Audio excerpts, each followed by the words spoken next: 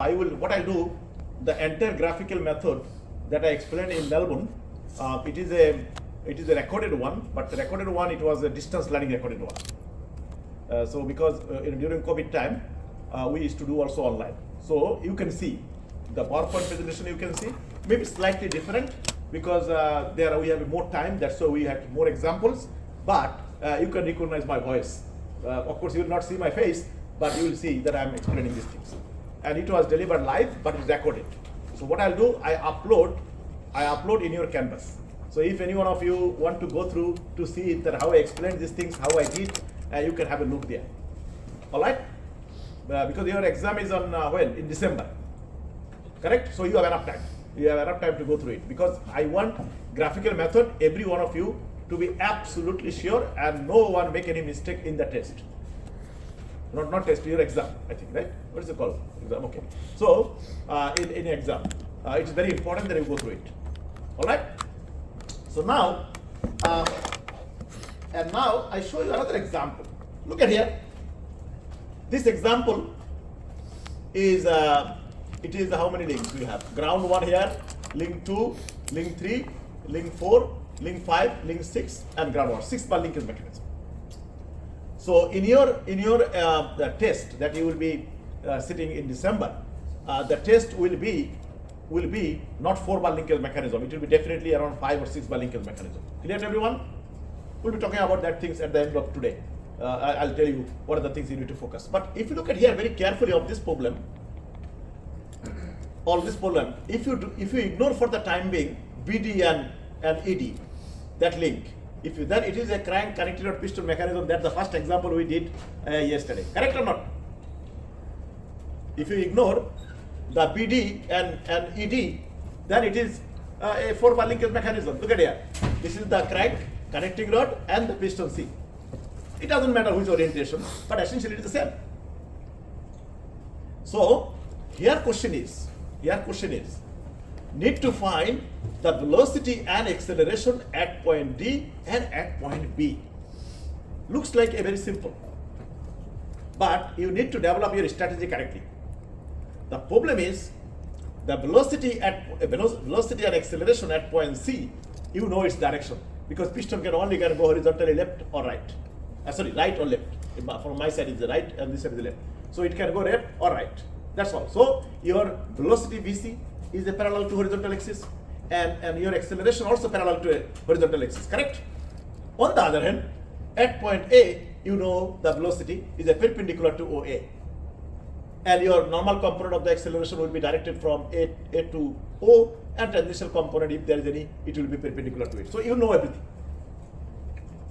But the question is, do we know what is the velocity direction at point B? We know the velocity direction at point D, but we don't know here. Why? Because our connecting rod AC is undergoing general plane motion. As a result, in between, as soon as you are coming out of A and coming out of C towards that direction, everywhere the absolute velocity is direction not known to you because it is general plane motion. It is a complex motion, which is a combination of curvilinear translational motion plus rotational motion about a fixed point or fixed axis. Remember that? So that's why, if you try to find the velocity and acceleration at point B without knowing at point C, it will be absolutely disaster. Absolutely disaster. Why? Because you set up the equation correctly, but you will not be able to know the direction of the velocity at point B because you don't know it. It is neither perpendicular nor parallel. And also another important thing, look at very carefully. This point is a fixed point on this AC. That's why you see the little bit of half slider type things, symbol. Half slider type symbol signifies that point is a fixed. So it means our BD can rotate in relation to AC. Clear to everyone? Actually, it is not a slider. It is not a slider. Slider is or piston is here. So don't make a mistake. If you see, it's a half piston. Can you see that? So it means that point is a fixed. That point is a fixed. This point is a fixed. It is not a sliding on this one.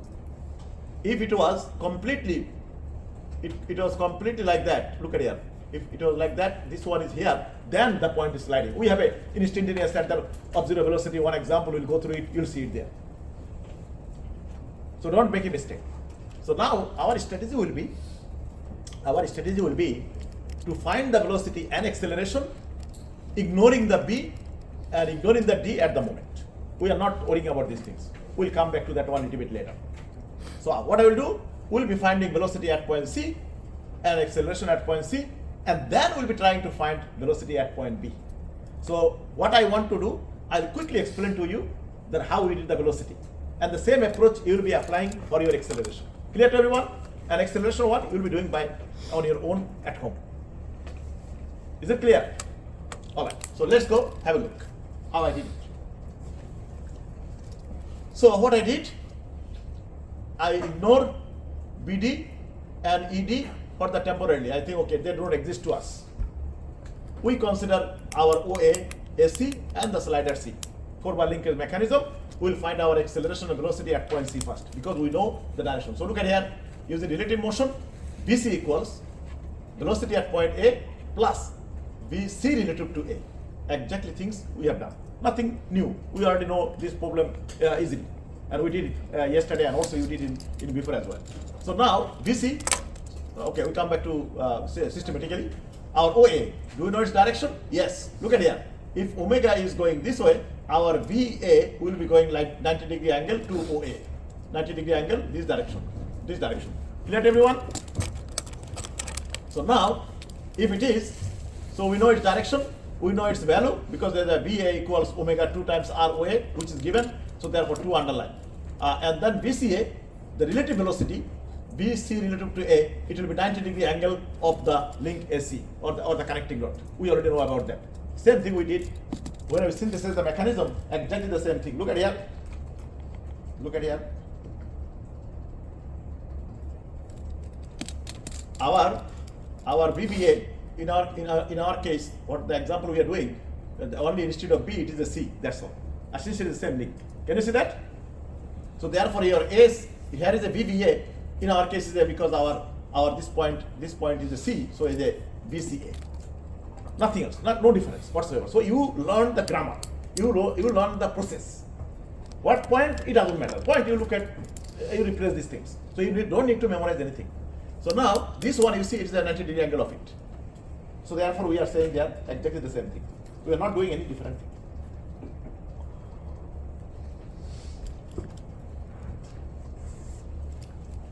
Okay, so 90-degree angle of AC, we don't know its angular velocity, that's fine.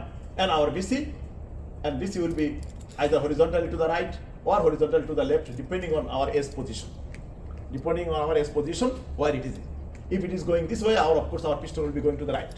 If it is going this way, or maybe somewhere here, our piston will be going to the left. So in another word, our VC's direction is always parallel to the horizontal direction. So we wrote it here nicely. X-axis means horizontal direction. So now we can plot the vector polygon. Of course, we need to put a scale. So say we put a scale 10 millimeter per second equals 1 millimeter. So this is our origin. This is our origin. We put it here. So the first parameter will be plotting our VA. How VA is directed? VA is directed perpendicular to OA. So it is going this way. It is going this way. I did not show you here the direction. You can show that things. Clear to everyone? Because my intention was not to explain this one, but I thought it is better to explain it to at least you understand. So, and that is our VA. Perpendicular to here, you bring it parallel and you put it there. And where it finishes, you finish with the arrow. Clear to everyone? And I also wrote VA perpendicular to OA. And then don't worry about other line at the moment. You just focus on this line. This is our VA. And then we have a one parameter VCA. And how the VCA is directed? Perpendicular to AC, like that. And then if it is there, we can parallelly move, and at the tip here, I put a dotted line, the blue dotted line here, and a blue dotted line there. And then I'm showing here that VCA perpendicular to AC. Look at that very carefully. Nothing we did new. All the process same. And then only parameter left, our VC. And our VC should start from the origin. Why? Because it has a connection with the ground, and also it has one letter index. We did not say differently. One of the things we said yesterday and the day before yesterday, same thing. So now, and it will start from here, but it can go to the left, it can go to the right. So what I did, I draw a dotted line through the origin this way, and I'm showing a little far away BC parallel to XX, because I plotted in computer. So that's why, I mean, when I was in a canvas, Collaborate Ultra, at the time I did it, so it is not in my hand. So that's why, unfortunately, I have a limitation of all this to put on different color, because but when I draw by hand, then I can put all things consistently. Clear to everyone? Because the picture that I showed you before, that picture I draw on the board and then I scan it.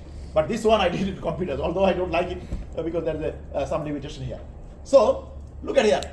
So this is our dotted line, BC parallel to XX. This is our BCA dotted line, and where they intersect, they close the vector polygon as per our equation. As per our equation. So now what we can say, from here up to that point, it will be our BCA, real BCA, and from here up to that point, it will be our real BC. Clear to everyone? So we found, we solve our problem. And now the question is, why is, but we are not asked to find the BC. We were asked to find the velocity at point B and at point D. That was our question. But now one thing we did. What we did? We now know what is the angular velocity of the entire link of AC. Why? How? Because this is our BCA, and BCA equals omega AC times RAC. From there we can find our omega of the entire connecting rod. Clear to everyone how it is rotating? And now, now you have a look. This B is located at the midpoint here. Can you see that? How do you know midpoint or not? Because you need to look at the given dimension, the distance. So in your question, if it says that AB equals, so for example, AC equals say 400 millimeter, and AB equals 200 millimeter, then you know that is a point B is a midpoint. Clear to everyone? Or AC is given 400 millimeter and the distance of BC is say 150 millimeter.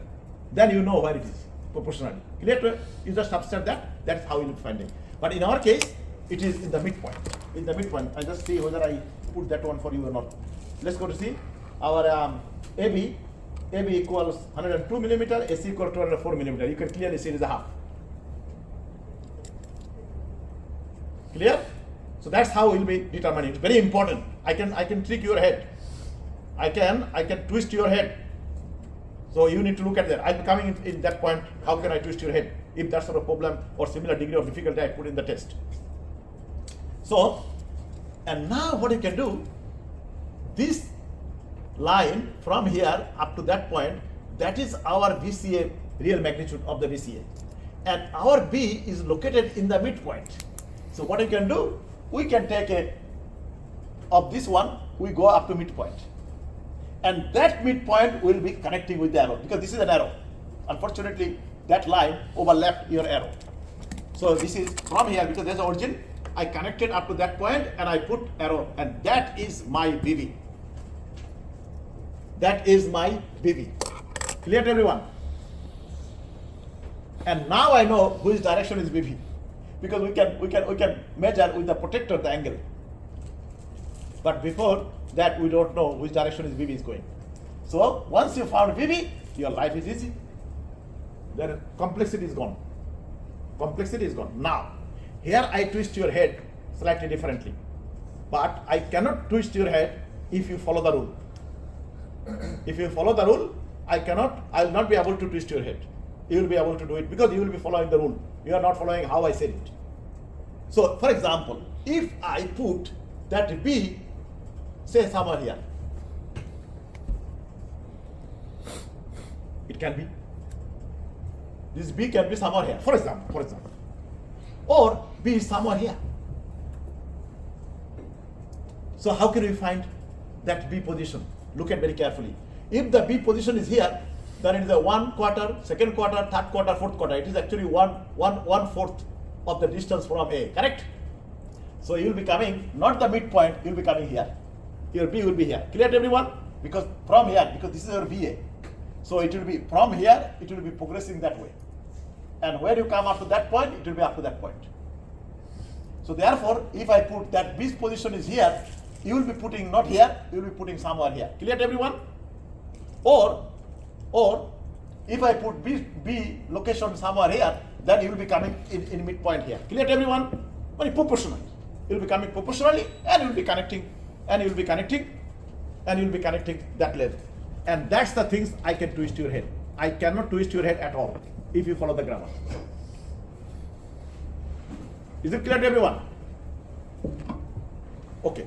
Now we found our BB. And then our life is easy. We have one more set of equation. Now we know velocity here. Therefore, what do? We need to find velocity here. But velocity direction at point D we know. Why? Because it is a rotational motion of ED in relation to E. So therefore, velocity at point D will be 90-degree angle of our ED. It's the rotational motion. Because this one is a rotational motion, that's why your BA was 90-degree angle of OA. And this ED is rotating in relation to E. So it is rotating like that, isn't it? So therefore, it's a rotational motion. Therefore, the velocity at point D will be 90-degree angle of ED. That's why we know the direction. But we did not know the direction only at point B, because it is in general plane motion. Link BD also undergoing general plane motion. Any location from B and you are coming out of D anywhere here, it will be, we don't know the direction. But at point D, we exactly know, because that is the last point of our ED. Okay? So now let's go set up the equation, velocity, because we already know BB, because this is our BB. And therefore, BD equals velocity at point B plus D relative to B. It is, this one is a D, this one is a B. Young people, just make sure it is a D, it is a B, because D relative to B. Which one, where you are going, that letter will be first, and from where you are going, B, and that letter will be here. That is the rule. And now, let's go to have a look. BB, we don't need to worry about. We already know in our vector polygon where it is. We don't need to show its direction, and we don't know its direction. It is not neither perpendicular nor parallel to any of the links. So therefore, we leave it as it is. But BBD, it is a relative velocity. All relative velocity we learn that it will be 90-degree angle, 90-degree angle of it, 90-degree angle of it. And our BD will be 90-degree angle of ED. So I am writing BD 90-degree angle of ED or DE, and BBD 90-degree angle of BD. That's all. And our completely value of our BB we already know in vector polygon. So we don't need to worry anything. And now we'll be plotting our vector polygon. How we'll be doing? We first need to know where is our BB. Our BB is at that point. So where our BB finished, our BDB will start from there, from the tip of that. But how it is directed? It is directed perpendicular to BD. So perpendicular to BD, so I bring it parallel down, and I am putting from the tip of BB, I am putting this one a dotted line, green dotted line. Can you see that? And here I am saying that BBD perpendicular to BD. Ideally, it is better to say somewhere outside, because it is a dotted line. Because I did it in a computer, that's why I don't know how far it will go. And now, we finish on the right hand side. Only thing left, BD. And the BD, from where it should start? Our BD from where should start? Origin. From the origin. Why? Because it has a connection, that link has a connection with the ground at point E. And second thing is, it is an absolute one letter index, absolute velocity. And absolute velocity should start from the origin of the vector polygon. That's one of the things we discussed. So therefore, how it is directed? 90-degree angle of ED. So that's why look at here. From the origin, I am drawing a 90-degree angle of ED. That is the line. That is the line. And this one is our VD perpendicular to DE or ED. Doesn't matter which way you say. And now have a look. This is our dotted line. This is our dotted line. Where they intersects, they close the vector polygon. Clear to everyone? So therefore, from here up to that point, that will be our continuous green line. As you can see, unfortunately, the computer, when I did, I could not, that in the canvas, Collaborate Ultra, it has a very complexity. So therefore, it is very difficult to align. So from here up to that point, that is our real VBD, and from here up to that point is our real VD. That's all. You measure that length, multiply with the scale, you get the VD. From here you measure this length, multiply with the scale, you get VBD. And this one, of course, you measure that length, multiply with the scale, you get VB. And from here up to that point, you length, multiply with the scale, you get your VC. And from here up to that point, you can also get your BCA. That's all. That's how we'll be doing. No complexity at all the principles that we learn. And even it is much easier than the example that we did yesterday, the last one. It was much harder than even an assignment one. Degree of difficulty, it was much harder. And another important thing is, once you know this velocity AC, BCA, then you can get also the rotational velocity of the link AC, because this BCA equals omega AC times RAC. And as you know, this one, the relative velocity of this link. So therefore, this one equals omega BD times RBD, and from there you can find omega BD.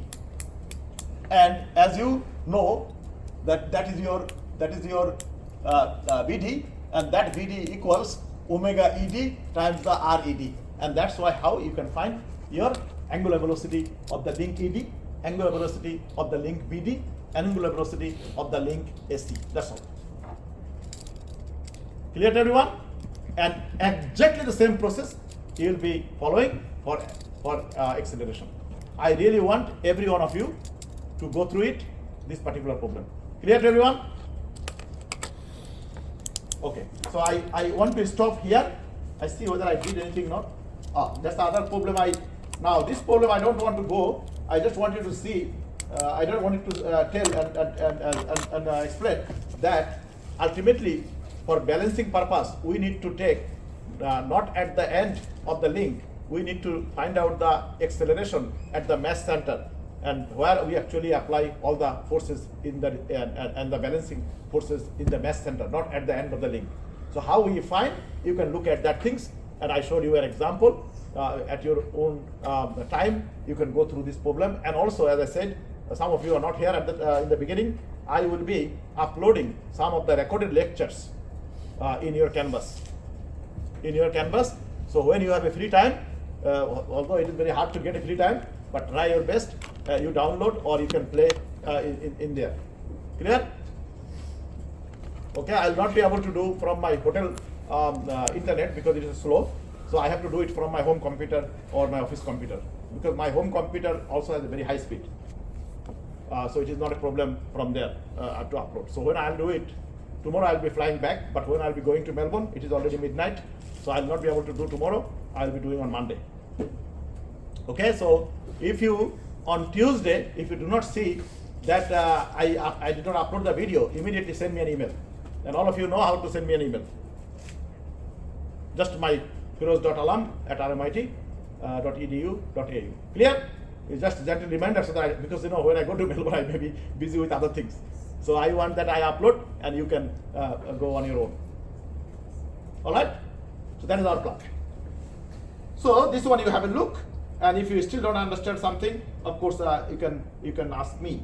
And I tell you that I will not be in Melbourne from 15th of November till 5th of December. And your exam, I think 6th or something December, right? So if you have any questions or anything you don't understand, or you want a little bit of explanation, you send me email before 15th of November. Thereafter I will be overseas, and then it will be difficult for me to answer, because maybe sometimes I am not close to the internet at all. All right? That is my because and when I will be returning to Melbourne, it will be too late for your exam, because your exam will start 6th, I think 6th, right?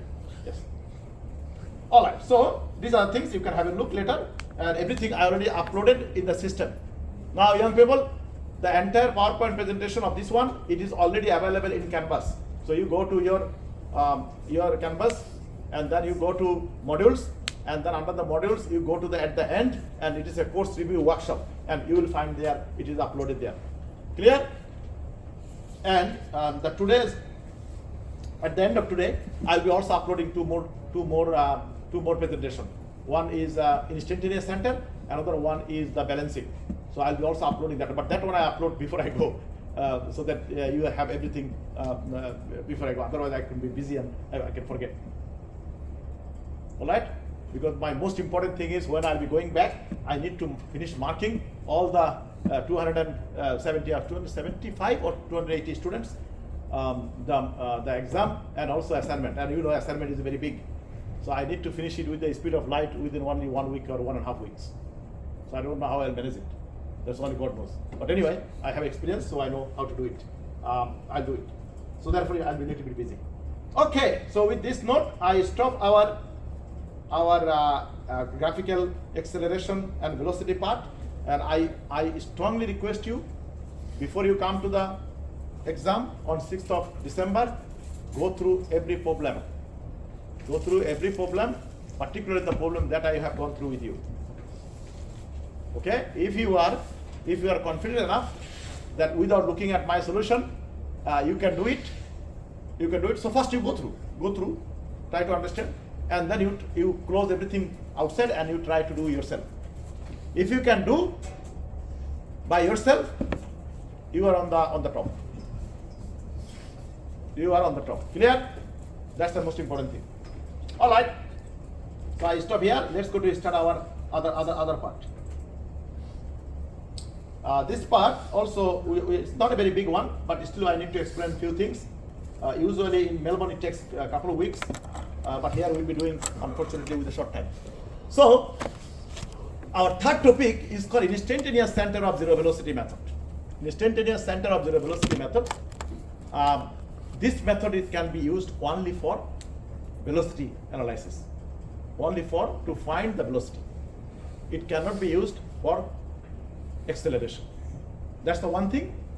And this instantaneous center of zero velocity method is only applicable for a rotational motion about a fixed point or fixed axis or general plane motion. It cannot be used for a translational motion. Clear? It cannot be used rectilinear or curvilinear translational motion. You cannot use it. Why? Because the radius of instantaneous center of zero velocity, it will be infinity. We cannot utilize it. We can use it for other purpose, but not for that way. So what is an instantaneous center? An instantaneous center is that a location where you stand and look at the moving point in relation to you looks like there is no linear velocity. If you are standing, for example, I am standing here. And I am looking at this young man or another young man. They are moving. So if I see that in relation to me, where I am standing, I do not feel any linear motion. So where I am standing, that point is the zero velocity. So how can we find it? That's the different way I'll be showing you how we find it. So that particular point from me, zero velocity, will help me to determine the velocity of this man and the velocity of this man or the young lady sitting there, her movement, that velocity, easy. Otherwise, where I am standing, I am also moving like that or moving like that, it will be very complex. I cannot do the velocity. So I'll show you now an example, then we come to this one. So there are few things here I actually explained, but it is not very clearly understood. Let's go to the next one that will be clearly understandable. What are the things I'm saying? The most important thing is instantaneous center is a point where either the velocity is zero or there is no relative velocity. Or there is no relative velocity at that point, which means both points connected together, they have the same magnitude of the velocity. They do not have different velocity between them at that point. That also an instantaneous center. So we leave that things. You can look at it. Let's look at this particular one. So it's an interesting example. So consider a bicycle wheel. A bicycle wheel. I did not show the back one, only the front wheel, and the bicycle wheel is moving on a surface. Assuming the surface is absolutely dry, no oil, no water, no rainwater, nothing, no slippery things. Very sunny day, nice sunny day. So I'm not sure how many of you actually noticed. Sometimes when you stand or sit somewhere and then you look at someone is riding bicycle, and looks like that the spoke on the top section of the wheel not clearly visible from your location if you are standing in a correct location.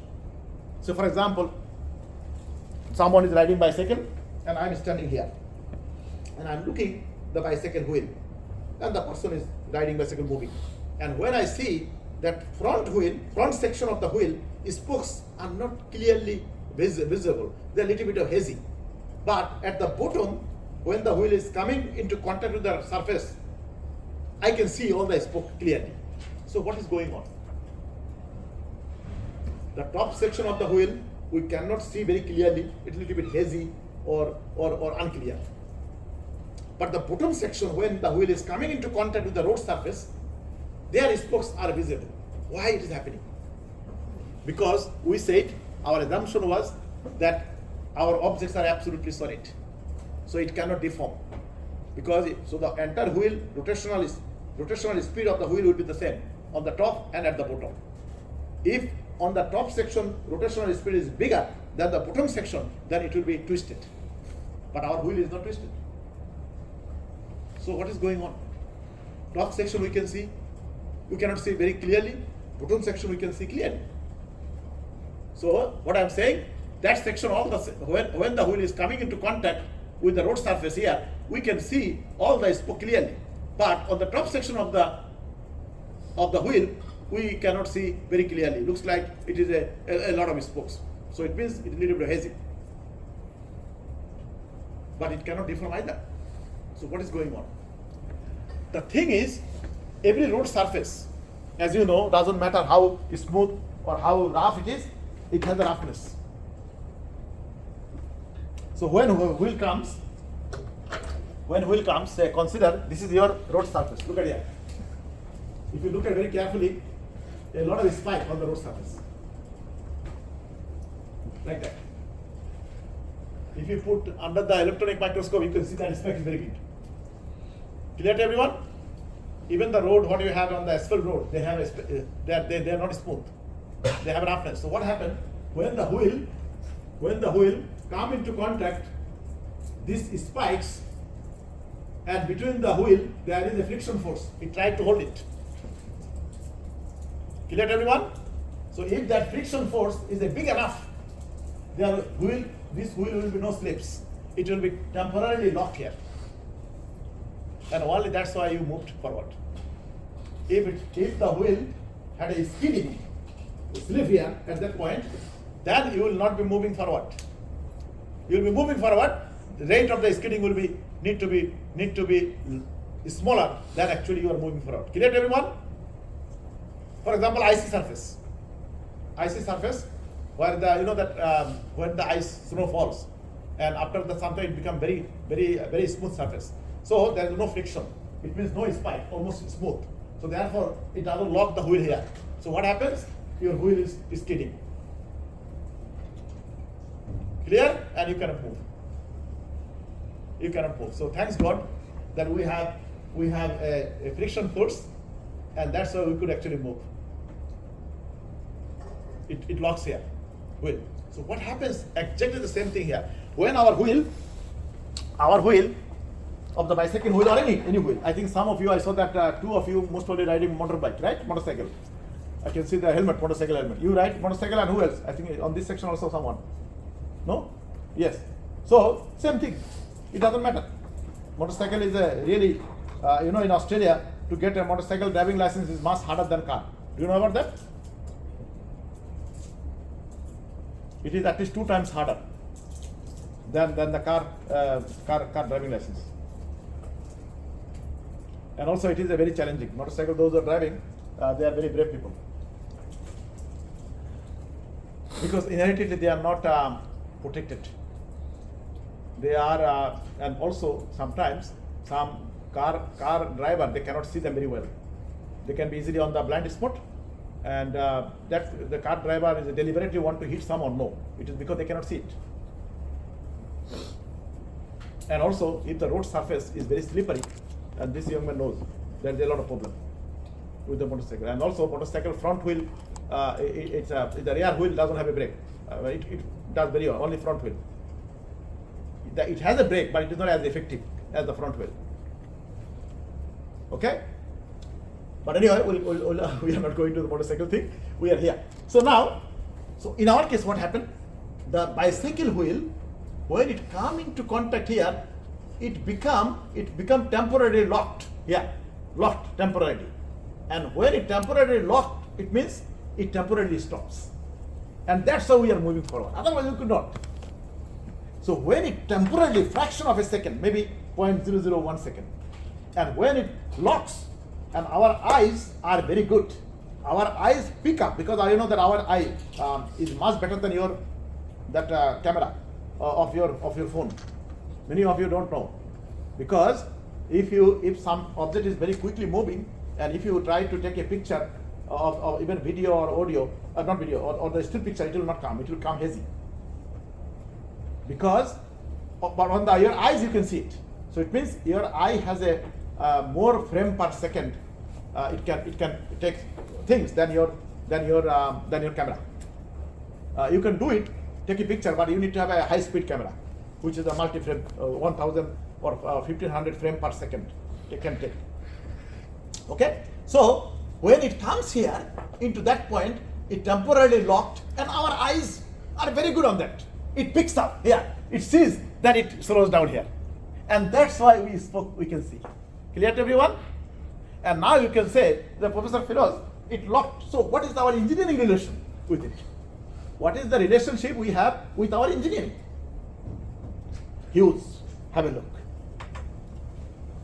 When it locked at that point temporarily, there is no relative velocity here, no slip velocity, and we can assume the linear velocity at point A approximately 0. Why I say not exactly 0? Because although it locks, but still it slightly can slip. It slightly can slip. So as a result, at point A we call the linear velocity at point A approximately 0.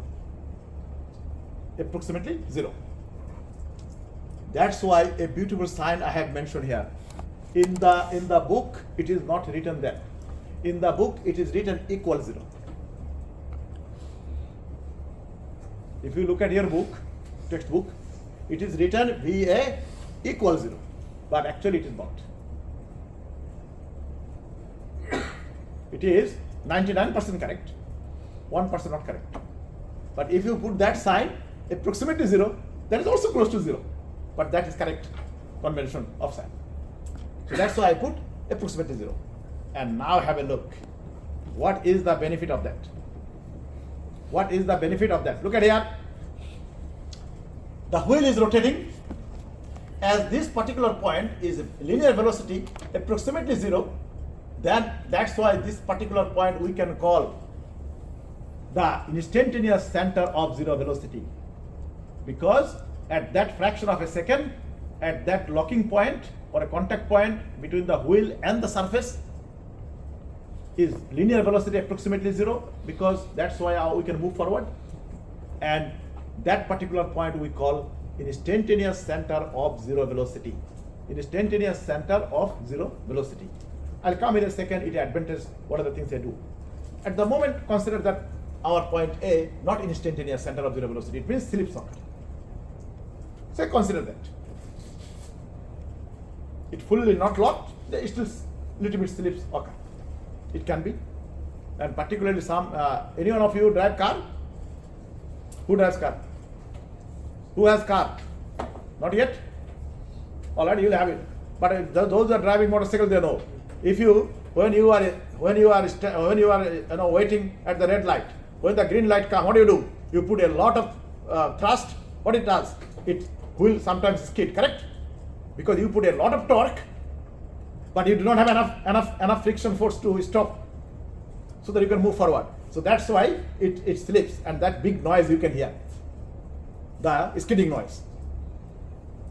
And if you do too hard, then even you can see that some smoke is coming. Smoke is coming not from your exhaust. Smoke is coming from your tire. That friction is because of the heat it creates big slip. So these are the things you need to look at in dynamics, young people. If you can relate to dynamics, that will be easy for you to understand. So consider that slips occur here at the moment, not in instantaneous center. So I want to find linear velocity at point B, at point C, at point D, at point E, and the mesh center or the center of the wheel G. Linear velocity. Rotational velocity of the wheel is omega here. Same everywhere, because it is rotating.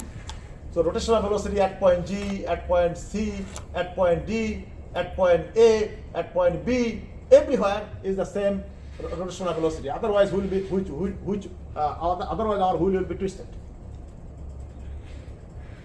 Look at here. If it is rotating, say consider it is a wheel, big wheel. Okay, it will be rotating like that. Everywhere, it doesn't matter whether you have a point here, point in the middle, point here. Everyone is rotating with the same angular velocity. Correct or not? If not, what will happen? Look at here. Say one section rotating faster than other section, so it will be twisted like that.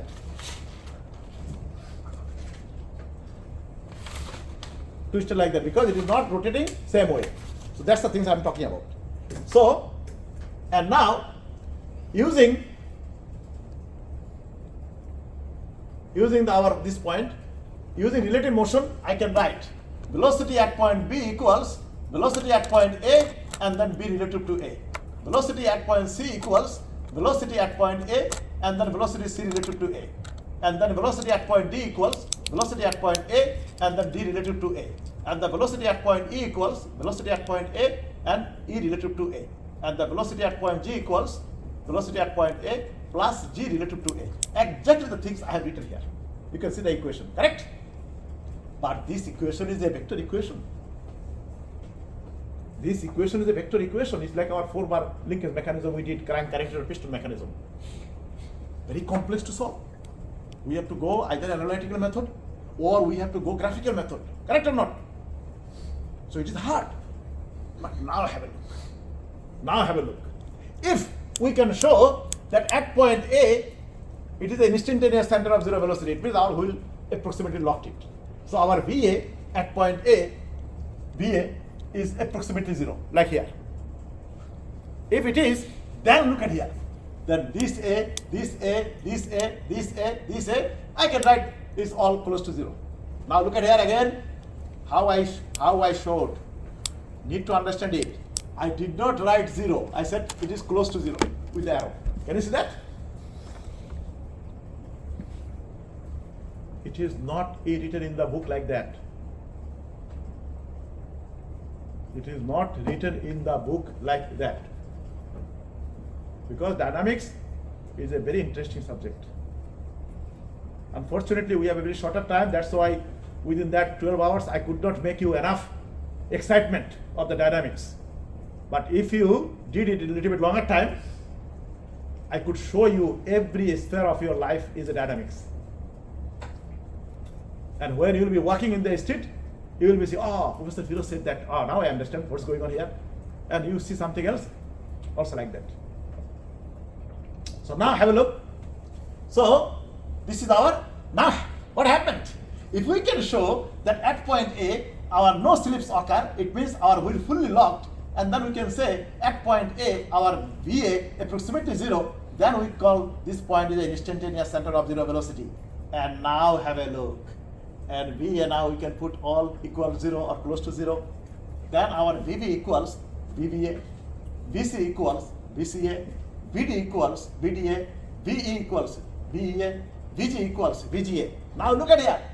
From a vector equation, all of a sudden this equation become a linear equation. From a vector equation, our entire complex equation become now simple linear equation. Simple linear equation. We can solve it without any graphical method, without any analytical method within a fraction of a minute. No other method can give you that advantage. Although graphical method is easy, but still you need to know some rules. You know that we spent a lot of time yesterday and also this in the beginning of today's we also discussed. Clear to everyone? Now, here we have a little rule. This one, this VBA, VCA, VDA, VEA, VGA, to put value, if you use instantaneous center of zero velocity method, then V equals the formula V, the linear velocity V equals the angular velocity and the radius of the instantaneous center. R is the radius of the instantaneous center. What is the R is the radius of the instantaneous center? Now look at here very carefully. Oh, one more thing. So that is radius of the instantaneous center. But another thing you need to remember, this velocity V is a 90-degree angle with the radius of the instantaneous center. I'll come in a second what is radius of the instantaneous center. Or if you know this radius of the instantaneous center, the velocity will be 90-degree angle to it. They are vice versa. Doesn't matter. Which one you find? But they are always 90-degree angle like my hand. Clear to everyone? If you consider this right hand is the velocity direction, the radius will be perpendicular to it at the bottom, my left hand. Clear to everyone? That's the things. And now I'm coming back to what is the radius of the instantaneous center. Radius of the instantaneous center is a distance from the instantaneous center of zero velocity up to the point where you want to take a velocity. So for example, our instantaneous center is here because there our velocity approximately zero, correct? So from here, any point, say for example B, and that V, from B, you take a shortest possible distance up to point A, that become radius of the instantaneous center for B. For C, you go a shortest possible line you draw, that will be the radius of the instantaneous center for C. And from here up to D, that distance will be for radius of the instantaneous center for point D. And similarly for E, similarly for G. Clear to everyone? It is the shortest possible distance from the instantaneous center up to the point where you want to take the velocity. Clear to everyone? In our case, it is a B, C, D, E, G, and all these things. And that is the distance. So now have a look what I did. And what is that angular velocity? It is the rotational velocity of the wheel. That angular velocity omega belongs to B, belongs to C, belongs to D, belongs to E, belongs to G. Everywhere the same.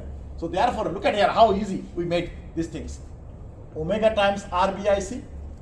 RBIC. It is not a relative thing. It is just to show that which point we are taking. And we also need to show that this R is not a simple radius. It is the radius of the instantaneous center, distance between the instantaneous point, zero velocity point, to the point where we want to take a velocity. So that's why you need to have IC, a slash IC. So, and for C, it will be omega RCIC, BD, omega RDIC, VE, omega REIC, VG, omega RGIC. And now, we made our more complex relative motion equation a simple arithmetic equation. A simple arithmetic equation. We can solve the problem quickly. Only still we have a little problem. We have still little problem. In our wheel, we know what is the distance from here and here. We can measure with the ruler we can find it. We can measure from here up to that point we can find it. And now look at very carefully. These are which we call radius of the instantaneous center. You can see here I have written for you as well. This RIC can be found by two ways. One by analytical method, another one is the graphical method. The analytical method you learned briefly in your engineering dynamics course when you started your first program. I'm not sure how many of you remember that. I'll quickly go through it because so that you understand that. And then in this course, we'll be doing graphically. And I'll be also going through two examples to show you how we find them. And after finding them, how we can find the velocity. And these two examples which I'll be going through, very important. Every one of you must go through it before you come into the exam. Clear? That's why. So don't waste your time. I saw some of you are busy with your video camera or still camera or not still camera. What is it called? The mobile phone. And also you are watching. Don't waste it. Waste time. In Melbourne, I actually don't allow. I kick them out. Let's get out. And you finish your business and then come. Because you see, I came all the way, only 12 hours to be with you. I come all the way from Melbourne to Singapore. The air distance is around 7,000, almost 7,000 kilometers. So 7,000 kilometers, I come here, 7,000 kilometers, I go there, and I came here to be with you. And do not waste your time. Do not waste your time. You will not get another opportunity to hear me. Because I only take the course review workshop of this subject. And you already have a course review workshop with a lot of other RMIT academics. And you saw what are the things they do and what are the things I do. Clear to everyone? Do not waste time. Alright, so these are, we can find by two methods. Analytically, graphically. Analytically, I will quickly talk to you now, and then we will also show graphically because that is our main objective. I show you. So, this wheel, you see, using instantaneous center of zero velocity, if we can show here that our no slips occur at point A, within this method, a vector equation, we can make a simple arithmetic equation and to solve it. So now, rule number one. If anyone asks you that what is the advantage of the instantaneous center of zero velocity method compared to other two methods, graphical method and instantaneous graphical method and analytical method, how you can answer? You answer this way: that instantaneous center of zero velocity method using, we can easily convert a vector equation to a vector equation. We can make an arithmetic equation. And we can solve the problem very quickly. And the vector equation to solve, you need to use complex mathematical relationship or graphical method. Without that, you cannot solve it. But analytical, by our instantaneous center of zero velocity method, we can do it. And you saw it here. What I did, this is our, this entire equation is a vector equation. And then once this parameter becomes 0, and then BB equals that, BC equals that, BD equals that, it becomes our arithmetic equation. Nothing else. Nothing else. One thing we need to know, what is our RBIC, RCIC, RDIC. If we can know, and the angular velocity is given, we multiply with this and we get the value. That's all. Okay. Now, one important thing, young people, which I did not mention, that at point A, I said, I'm not sure how many of you actually noticed. I said a couple of words. I said on a surface that does not have any water, that doesn't have any oil, that doesn't have any oil, slippery surface, and so on. Why I said it? Because if the road surface contained water, then you have a less friction coefficient here. So therefore, a slip will occur here. Particularly people, those who are driving motorcycles, they know very well. When they drive motorcycle during the rainy time, they know that they need a bigger braking distance. They cannot use the same braking distance with the same speed to stop. No, you need significantly bigger. Why? Because your wheel slips. You do not have enough friction coefficient with the water. Or some car, luckily in Singapore you don't have a whole car, but in Melbourne you have a lot. Maybe 20, 30, 40 years old car also sometimes you can have. So they sometimes leak oil. And the engine oil can fall on the surface. And then unfortunately your car still have a 4 wheel, but motorcycle has only 2 wheels. So when they go, they can slip. Because they do not have friction coefficient enough to keep the car wheel with the road surface. So therefore, if at that point slips occur, then our VA not anymore 0 approximately. It is a relative velocity. So in those circumstances, our instantaneous center of zero velocity method not applicable. Not applicable. Instantaneous center of zero velocity method not applicable. Clear to everyone? It can only be applied where no slips occur. Where no slips occur. Then of course you can say, Professor Firoz Alam, then how can we solve the problem? Of course, unfortunately, we need to solve the problem either analytical way or graphical way. There is no other option. All right. So now, I said our dilemma is how can we find this REIC, RBIC, RCIC, in another word, radius of the instantaneous center in general. So analytically, we can find 4 different ways. And 4 different ways, I'm explaining it quickly here. The first example, when VA and omega are given. So this is our rigid body. This is our rigid body. This body is rotating with the angular velocity, and our VA at that point is given. And by formula, our VA equals omega RAIC. So therefore, RAIC equals VA divided by omega. If our VA magnitude is given, omega is given, we know how many meter it will be.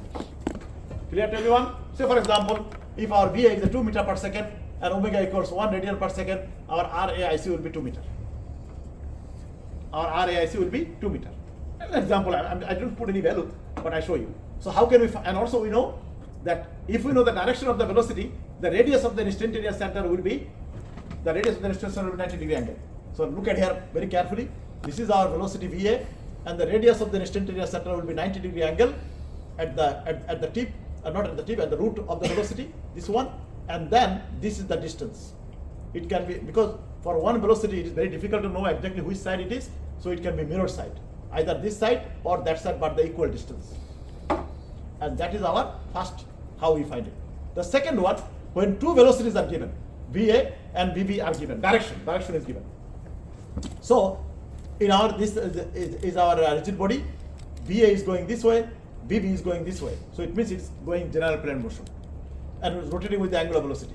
So this is our VA, and our radius of the RAIC will be perpendicular to this line, 90 degree angle, you can see it here. And then for the radius of the instantaneous center for velocity VB will be this line somewhere. Okay, so on this line somewhere should be our RBIC, and where this and also 90 degree angle, you can see it here. So our light green line, our RBIC on that line will be, black line will be our RAIC somewhere, but we can find a combined velocity, combined radius of the instantaneous center where these 2 lines intersects at that point. That is called IC, instantaneous center of zero velocity method. Clear to everyone? That is. So that's the point I was talking about. If I am standing at that point. I am standing this point. Consider that I am standing here. So I am standing here, looking at velocity B, looking at velocity A in relation to me. I do not feel any linear velocity. Clear to everyone? I am sitting there. I can rotate like that. Rotational velocity I will be experiencing, but I will not be moving to the right. I will not be moving to the left. I will not moving to the forward or backward. I will be standing there or rotating like that. So physically I will not be moving. Clear to everyone? That is the physical meaning. Very important. We will be using that one a little bit later. So, and now the question is, from here up to that point, that is our RAIC. From here up to that point, that is our RBIC. And combined what is this one? 2 velocities combined instantaneous center there. That is our number 2. Number 3, when 2 velocities are given, VA and VB, but they are parallel, same direction. They are parallel, same direction, but they are not equal. Say for example, VA is going this way, VB also going this way. But VA and VB are not the same magnitude. I'll come in a second. If same magnitude, what happened? So here, this is our rigid body. This one our rigid body. It is rotating with the angular velocity omega. At that point, it is given VA, and that is given VB.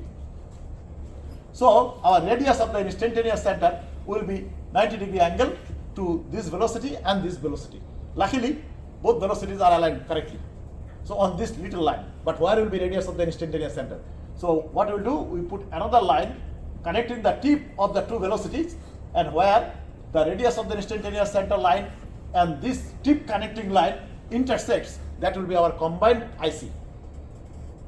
And from here up to that point, that one is our RBIC, and from here up to that point is our RAIC. Clear to everyone? That's how we find it. Analytical. You learn that things in your engineering dynamics, but I'm not sure whether your teacher or particularly our RMIT teacher explained to you during their course review workshop or not. I have no idea. And even I don't know who actually came and taught it, because definitely the people, those who are actually teaching dynamics, because in Melbourne, in our mechanical, automotive and manufacturing engineering program, I only teach, because all students are together. And that's why we have a 327 students last semester. 327 students last semester. Okay, I usually teach it only semester 1, which is starting from early March up to June. Okay, so therefore dynamics will not be, so therefore someone came, they are not a real academic who is actually teaching the dynamics. And I don't know who came, so don't ask me. All right. So, and now the question is, and in dynamics I don't use any in Melbourne for your course, mechanics and machine course, and also engineering dynamics course, I do not use any PowerPoint presentation whatsoever. I directly write on the board, and all from my head.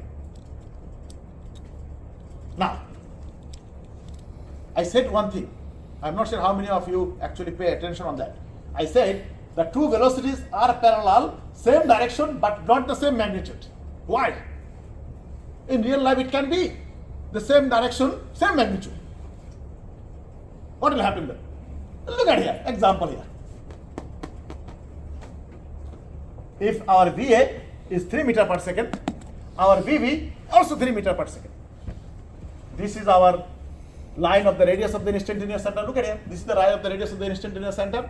And here, this red dotted line, it is a line connecting the tip of the two velocities, right? And here, also we have a line connecting the tip of the two velocities. Look at here. Same line connecting the tip of the two velocities. And the two, this our radius of the instantaneous center line, where somewhere will be. And these connecting line are going parallel, up and down. They will never intersect in this world. We are even not sure whether it will be intersecting within our solar system or in the Milky Way, another galaxy. We have no idea. And that's why we say, remember, young people, day before yesterday, we showed that, or yesterday, when the curvilinear path, our car is moving, and then when, or the flat surface, what was the rho equals there? Infinity. Remember? And I explained to you why we call it infinity. Because to us, looks like it is absolutely flat surface. But if you look at from outside, it's a small section curvature there. And that is exactly here. What type of motion it can be? Translational motion. And translational motion, again have a look. In my body, here, this section of my body, consider that is a 3 meters per second here, like that. And this pen is also 3 meters per second, is a BB. And now have a look. This part of the body moving 3 meters per second this way, and my left side part of the body also moving 3 meters per second. Look at very carefully what is happening. I am moving now. My path is a straight line. Two axis. Did I rotate about my own axis? So what sort of motion I have? Pure translational motion. And pure translational motion, our instantaneous center of the velocity method cannot be applied. Why? Because our radius of the instantaneous center, this line will not find this point. It goes at infinity. That's the result. And that's why I said it is not the velocity in the same direction cannot be same magnitude. If the same magnitude, it will be translational motion. I showed you with this tube pen. Clear to everyone? Yes? All right. Now, the last one. Because I said 4 different ways you can find analytically. The last one is when VA and VB are parallel, but they are not going in the same direction. They are going opposite direction. It can be, in real life, it can be happening. Let's go to have a look. Let's go to have a look. Here, have a look. Our rigid body is rotating with the angular velocity omega, and this is where our VA is going, and this is our VB is going. So our radius of the instantaneous center will be perpendicular to this velocity. So that line, on this line somewhere should be our radius of the instantaneous center. So what we did, like before, we draw a line connecting the tip of VA and VB here. So this line and this line where it intersects, that point is a combined instantaneous center. Clear to everyone? And from here up to point B, that is our RBIC. From here up to point A, that is our RAIC. Clear to everyone? But here, I did a little naughty thing. I did not say anything, our VA equals VB or VA cannot be equals VBA. Did I say anything? No. I did not. But when I said they are going the same direction, but I insisted that cannot be equal. Because if they are equal, then it becomes a translational motion. Radius of the instantaneous is at infinity. And what is the radius of the instantaneous at infinity? Rho. Remember the radius of curvature, the normal component was 0. Remember that we wrote the formula? You see, all are interconnected. All are interconnected. I did not tell you differently. This is how dynamics is coming. All right, now, what happened, young people? If VA equals VB, say our VA equals 3 meters per second and our VB equals also 3 meters per second. So what will happen? Look at here. It's still the same process, but our this combined instantaneous center, it will be at the midpoint. It will be at the midpoint, that's all. Because the line when you draw, it will be intersecting on this line exactly at the midpoint, because that distance and that distance is the same. Not distance, the magnitude are same. And what is it? It is a 100% rotational motion. Look at here. I am here and two velocities. One velocity is here, it is going this way, another velocity is here. Look at here. I am rotating. And I am starting on the pivotal point. Clear to everyone? But I am experiencing rotational motion. But do I move that way or do I move that way? Yes or no? No. I am only moving. So therefore I am not experiencing any rotational motion there. It is a pure rotational motion. Clear to everyone? That's the thing I told. In the beginning I told you that it means you are standing at the instantaneous center. Either your velocity is 0 or you will be rotating rotational velocity, but you will not move from your location. That is the interesting thing. So this can happen. Now we are not going to use the radius of the instantaneous center by analytical method to solve the problem because we don't have enough time. And you did that example in your engineering dynamics course. But what I want to tell you, how can we find the this is the example. Actually I did the example, but I don't want to go into the detail of that. It is that to find a velocity of the crank connected on piston mechanism at point B using radius of the instantaneous center analytically. So when you are at home, you go through this example and you will understand how complex it is. Even after finding that, before I go quickly, I explain to you that here our here at point A is a VA, and when our VA is going this way, our VB will be going to the right. So the direction of the two velocity you know. So where is our instantaneous center combined will be?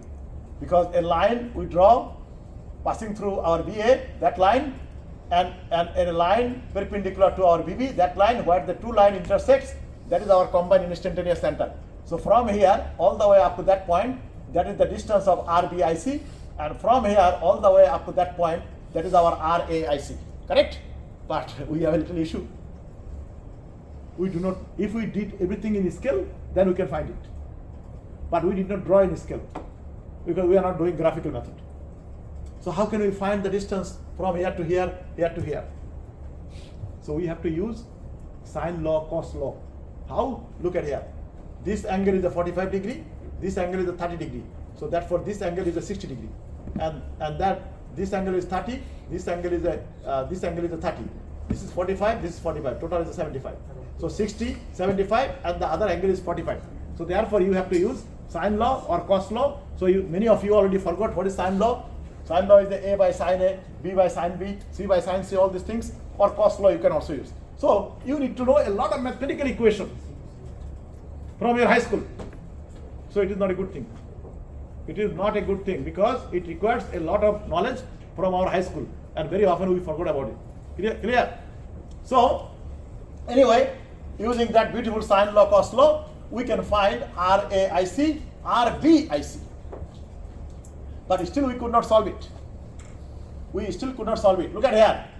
VA equals omega RAIC, VB equals omega RBIC, correct? But that RAIC we found using sine law, and RBIC also we found sine law.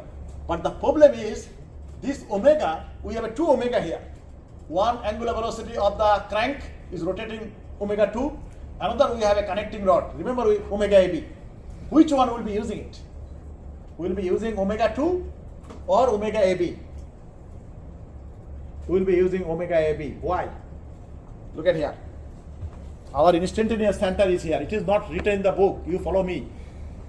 Our instantaneous center is here. I am standing on instantaneous center at that point. Here. I am standing, consider that I am standing there. And somewhere here is our VB and somewhere here is our VA. I am looking at VA, I am looking at VB. I am looking at VA, I am looking at VB.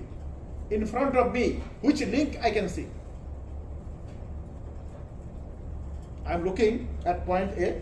So you are looking from here to point A, you are looking at point B. What you can see in front of you? You can only see AB. Can you see OA? No, because OA is you can see a dot because it's parallel to your eyes. You can see a dot. You cannot see the whole length of OA. Only link you can see AB. And that's why that link's angular velocity you have to take here. That is the rule. That is the rule. Not written in the book. Don't ask me why. Not written in the book. Do not ask me why the writer writing it. The biggest problem with the people, those who are writing the book, predominantly they never worked as an engineer. They are finished high school, primary school to high school to university, and after university they become PhD or masters, and then they start teaching. So they have no clue what is the real life engineering is. They are all theoretical things they are teaching you. Okay, but before I come to engineering profession, the academic profession to do my PhD, I also worked 4 or 5 years in the aircraft industry. So I exactly know what is going on there. And that's why I try amalgamate your practical engineering knowledge with your theoretical knowledge together. I have a dream to write a book on dynamics, but I'll see when I'll write it. Clear to everyone? And now we still not solved yet. Still we need to find what is our omega AB. Still we need to know what is our omega AB. We don't know it. To find the velocity VV, we know. So what do? The VA, using radius of the instantaneous center, VA equals omega AB RAIC. RAIC we already know. VA we don't know yet. But we know our VA using our normal traditional method. Our VA equals omega 2 times ROA. And that one we plug in here on the left hand side. And from there, only thing you don't know, omega AB. And then this omega AB, you plug in here and you get the velocity of the piston VB. So it is a process. It is still, looks like a very simple, but still you need to do a little bit of work, including your sine law, cos law, everything. Sine law, cos law, everything. Now every one of you knows the sine law or cos law, or you forgot? You know it or not? This young man said he forgot. Okay, I explain to you quickly within 1 second. 1 second. That's how you'll be remembering the rest of your life. How you'll be remembering for the rest of your life. You don't need to memorize. Only small thing you need to remember. So if this is a triangle,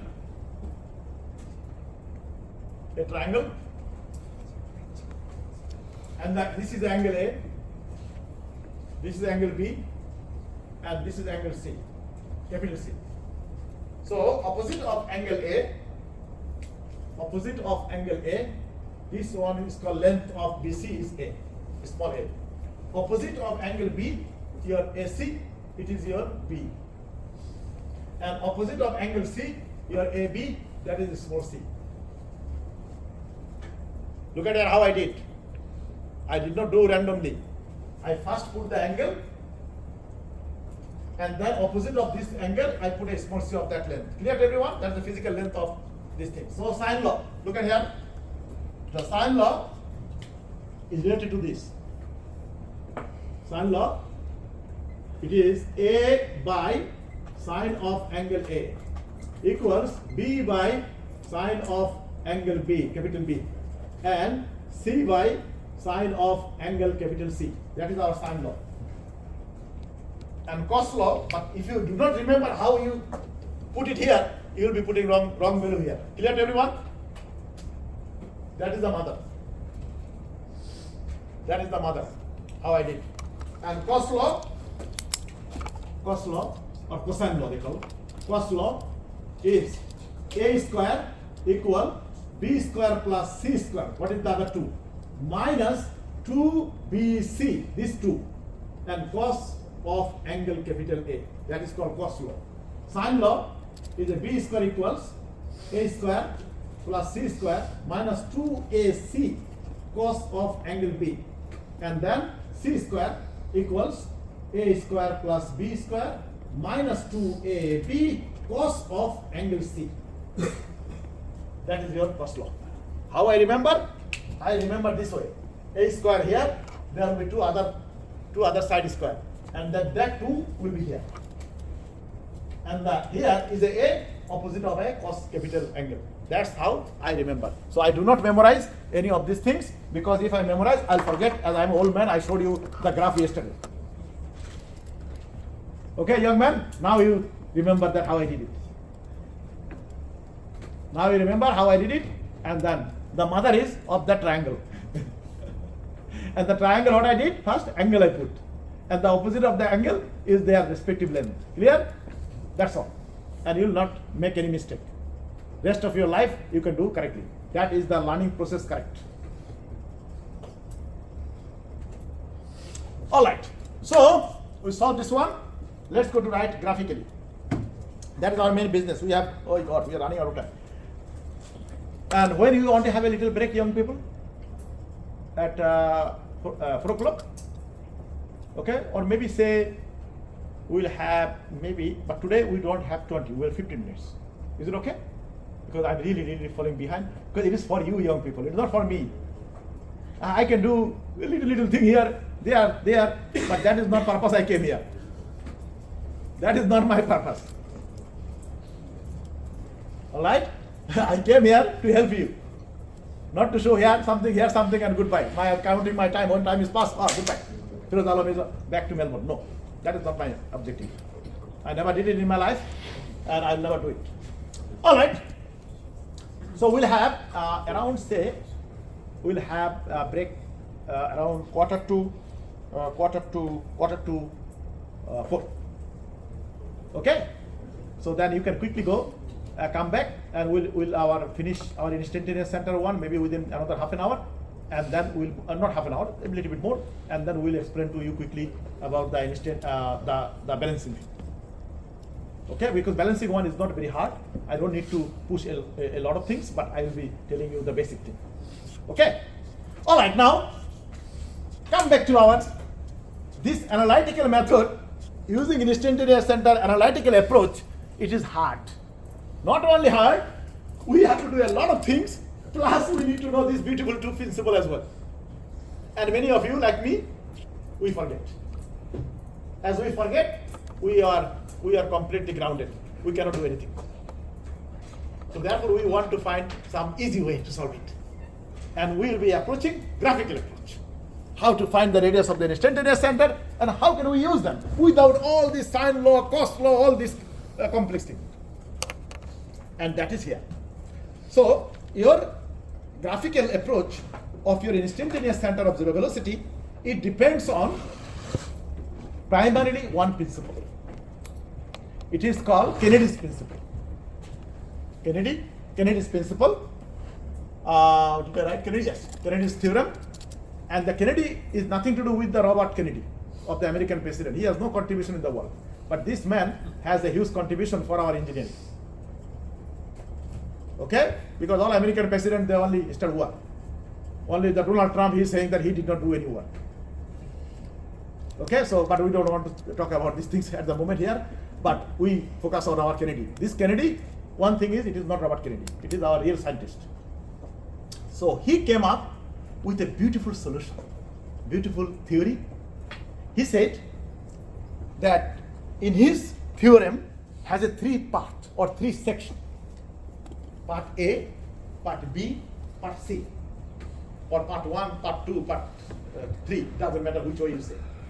So he said, part A, it shows that looking at any linkage mechanism, you can determine how many total instantaneous center it has, because it is very vital. So Kennedy's theorem part A or part 1, it clearly tells you how many instantaneous center you have in the mechanism. And for that, he developed a formula. And that formula is called C equals n times n minus 1 divided by 2. So what is it? What is it? Is there? Yes, here. It is here. It is here. This one. C equals n times n minus 1 divided by 2. This C is the number of instantaneous center. N is the number of links, including moving and immobile link. Clear to everyone? Ground and also other links. So for example, if we have this one in our 4-bar linkage mechanism, say this one. This one, we have how many links? Crank, connector, piston. We have a crank link 2, connecting rod link 3, piston link 4, and the ground here 1, ground here 1. So we have a four links, correct? 3 moving link, 1 immobile link or fixed link. So 4 links. Let's go to put it there. Let's go to put it here. Let's go to put it here. So n equals 4 for a 4-bar linkage mechanism or crank, connector, piston. So you write 4 times 4 minus 1 divided by 2, it becomes 6. It becomes 6. But when we solve this problem, we have only found 1. But our Kennedy says you have still another 5. Young people, is it clear to everyone? Our Kennedy's theorem says in the same problem, the crank, connector, or piston mechanism, we have 6. We only found 1. And we solve our problem and goodbye. But what about other 5? Who they are? What their name? Do they have any identity? We need to know. And here, we don't know what is this instantaneous center is called. It is a no name instantaneous center. So this is not a good thing. And that is the beauty of the graphical approach of the instantaneous center. It to the point it says who are they, what their name, where they are located, everything in details. But analytical approach, no. It is just like a quick and dirty method. That's all. So now, that is our Kennedy's theorem, part A or part 1. All right, and then so our first part says only how many instantaneous center you have in the linkage mechanism. And then part 2 Kennedy's theorem said,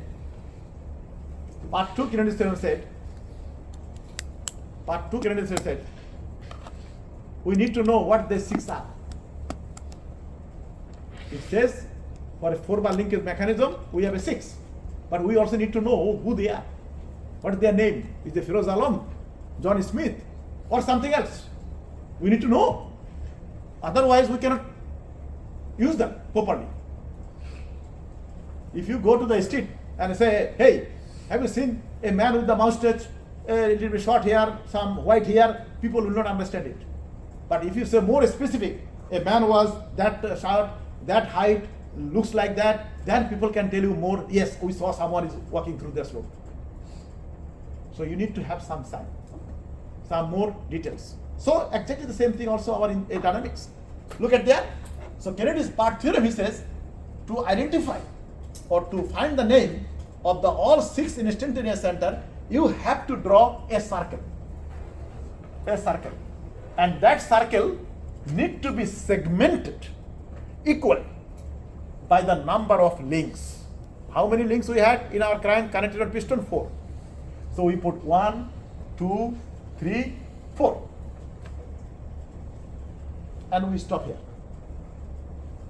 And also, now let's go to see, go back to our, maybe I go a little bit further. No. Here. Look at here. At point O, our ground 1, this is here 1. Hey young people, look at here. Here is a 1, our cylinder wall is also 1, correct? So at point O, we have a link 1 ground and our link 2 is the crank. They are connected at point O, correct or not? It's a joint. But this joint doesn't have any relative motion. It has only one motion. It is actually fixed point. It is not even moving. So as per the Kennedy's theorem, every joint which either velocity is 0, linear velocity, like our point O, it is a fixed point, doesn't move physically, or a joint that moves but no relative velocity among themselves. They are moving like that. That is a fixed velocity at that point, like our VA, our VB, and so on. So therefore, Kennedy says that every joint where you either do not have a linear velocity at all, that can be considered an instantaneous center.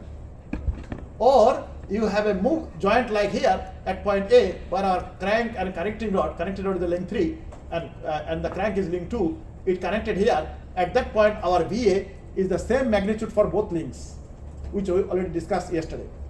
As a result, there is no relative velocity at that point between these 2 points. Or two links at that point. So therefore, this can also be considered an instantaneous center. And that's the exact things we said it here. That's the exact things we said it here. You see? Look at here. I don't want to tell you. Any 2 bodies or links moving relative to one another have an instantaneous center. But I am a little bit naughty. I need to say that they have the same magnitude of the velocity at that point. And look at here, is a point or link about which some other body or link is permanently or instantly rotating, like our this one.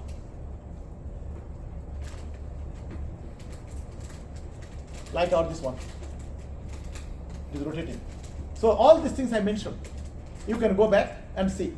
So therefore, we can consider this is an instantaneous center, this is an instantaneous center, and the link 3 and 4, where our piston pin is connected, another instantaneous center, and our slider slides on the surface, also an instantaneous center, but at infinity. Remember that we saw the line is infinity, we don't know where actually it ends. So that's why it can be also considered at infinity, but we need to say about it.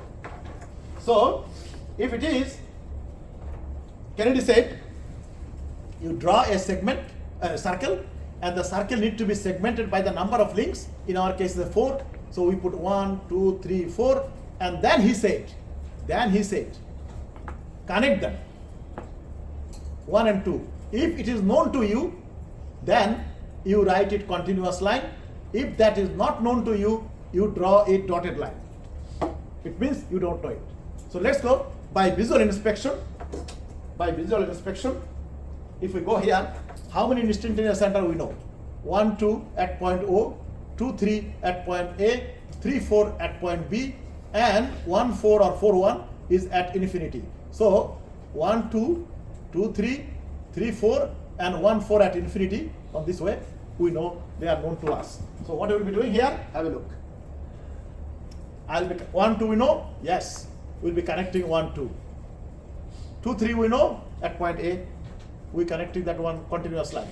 and 3, 4 we also know, and 1, 4 we also know, and that is the Kennedy set.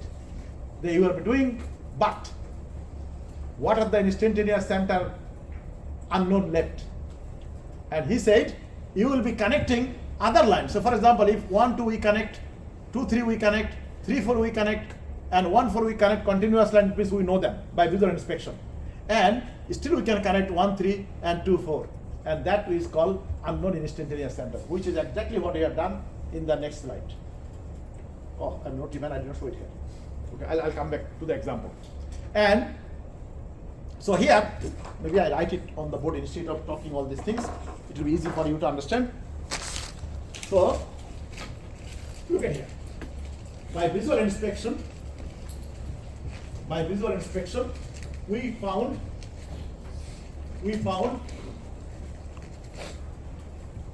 found. So look at here again. This is our crank carriage or piston mechanism.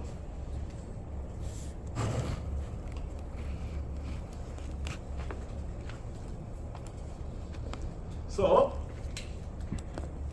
this is our O, this is our A, this is our B, and ground is 1, this is our link 2, this is our link 3 connecting rod, and piston is link 4, ground is 1. So therefore, by visual inspection, we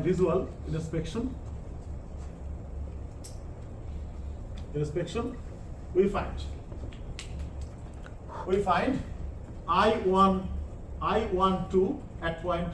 at point O,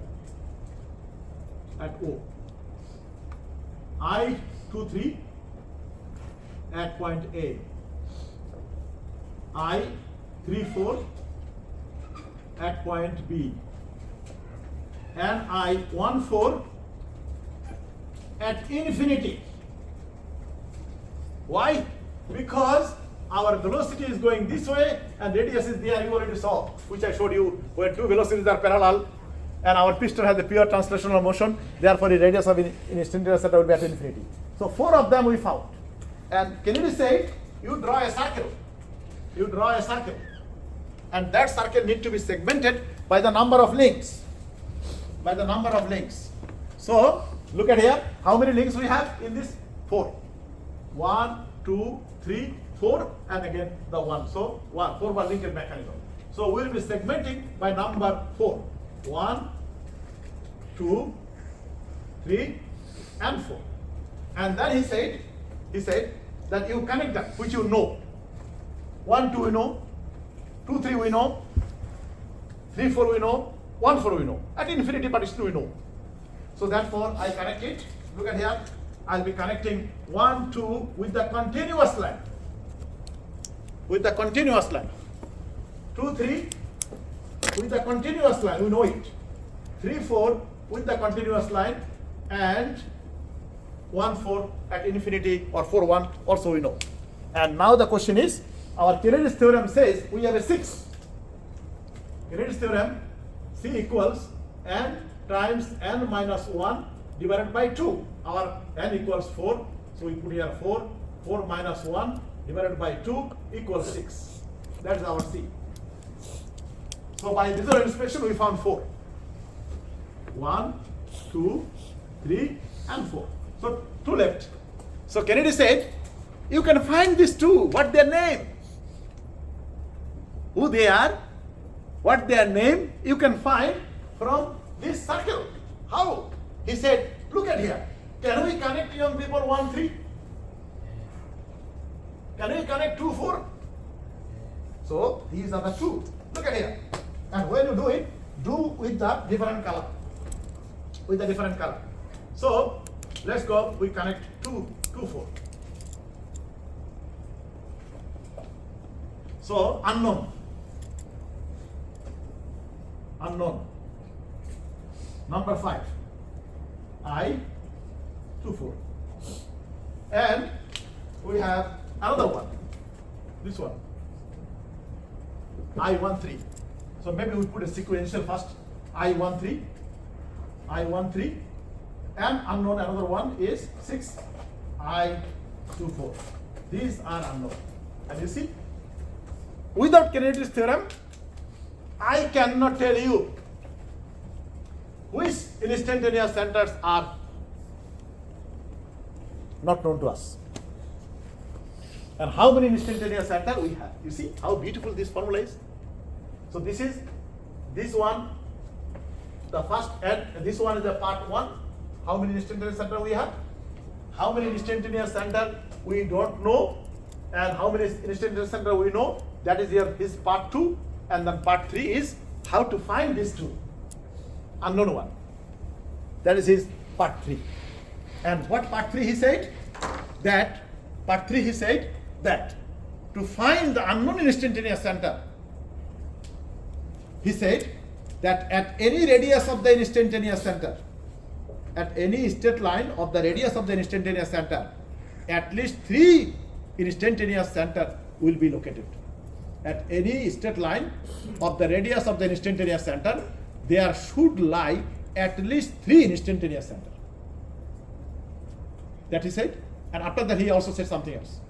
He said, to find the unknown instantaneous center, you have to take from this circle 2 triangles such a way that your unknown radius of the instantaneous center is common.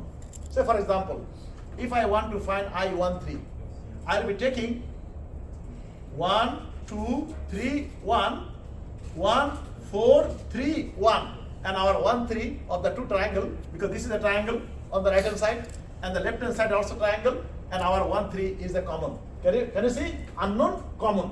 You cannot take 2 triangles that more than 1 unknown and common. Only 1. When we want to find 2, 4, we will be taking these 2 triangles. 1, 2, 4, 1, 2, 3, 4, 2. Yeah, because our 2, 4 will be common on the top and the bottom triangle, and this is the only unknown. Clear to everyone? That's what Kennedy said. And that is his Kennedy's theorem part, which I have also written for you here nicely. Next slide. Next slide. This one. Okay, at any radius of the instantaneous center of 0 velocity or straight line, there should be at least 3 instantaneous centers. And I'll show you later how actually it happens. Okay, how it happens. And this is the things I have also a little thing for I have written for you. Very systematically, what are the things I actually told you? That is actually I written here. All right. So because as I said from my head, so every time you ask me to write, maybe a slightly different wording I'll be doing, but meaning will be still the same. Meaning will be still the same. And now, when we will be coming back quickly, because we cannot go more than 1 hour or 40 minutes in instantaneous center, we need to finish quickly, and then we can go through because we don't have enough time. I love to have more time with you young people, but unfortunately we have only 12 hours, and that's all. So when we come back from a little break, so don't go more than 15 minutes. We'll be coming quickly and we can start our things. And now every one of you have put your attendance. Anyone missing? Not, please. You want to either you do there or you come here. I'll do it for you. Either things you can do. All right. So we'll have a little short